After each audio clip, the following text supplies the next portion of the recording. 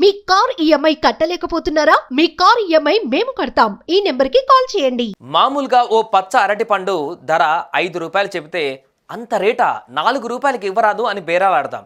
Of course ఇది natural కదా.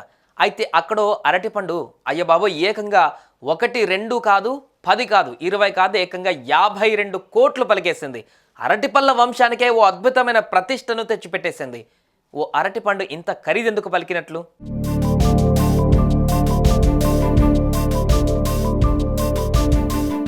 అక్కడంతేనండి, board మీద రంగులు వెదజల్లేస్తే దాన్ని చూసి what a wonder, fabulous picture అంటూ కోట్లు పెట్టి కొనేస్తారు. అలాంటి చోట ఇటలీలో కాన్వాస్ మీద మనలాంటి సామాన్యులకెవరికీ అర్థం కాని పెయింటింగులేసి కోట్ల రూపాయలకు అమ్మేసే మోరిజియో కాటెలాన్ అనే ఓ చిత్రకారుడు ఈసారి వెరైటీగా బజార్లో ఓ అరటి పండును కొనిచ్చి దాన్ని ఓ టేప్ పెట్టి గోడ కతికించేసి పనిలో పనిగా దానికి కామెడియన్ అని పేరు కూడా పెట్టేశాడు. మియామి బీచ్ ఆర్ట్ బాసిల్ అనే ఓ కళాఖండాల ఎగ్జిబిషన్లో కనిపించిన టేప్ వేసిన అరటి పండును చూసి అబ్బా ఏం కళాఖండం అంటూ పొగడ్తలతో ముంచేశారు. ఒకరు కొన్నేళ్ల కిందట దాన్ని ₹1 కోటి కొనేసి ఇంటికి పట్టుకెళ్లాడు.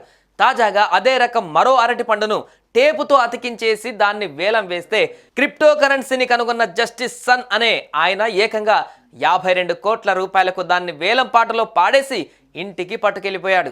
మరి ఆ అరటి పండులో ఉన్న స్పెషాలిటీ ఏంటో, దాన్ని ఆయన అంత డబ్బు పెట్టి ఎలా కొన్నాడో తెలియక దాన్ని అమ్మకానికి పెట్టినోళ్ళ బుర్రలు బద్దలు కొట్టేసుకుంటున్నారు. అరటిపండు 52 కోట్ల కాస్ట్ సంగతి ఏమిటో కానీ దాన్ని కొన్న జస్టిన్ సన్ మాత్రం మరోసారి వరల్డ్ వైడ్గా వార్తల్లోకి ఎక్కేశాడు. ఇంతకీ ఆయన ఎందుకు అంత కాస్ట్ పెట్టి ఆ అరటి పండును కొన్నట్టు?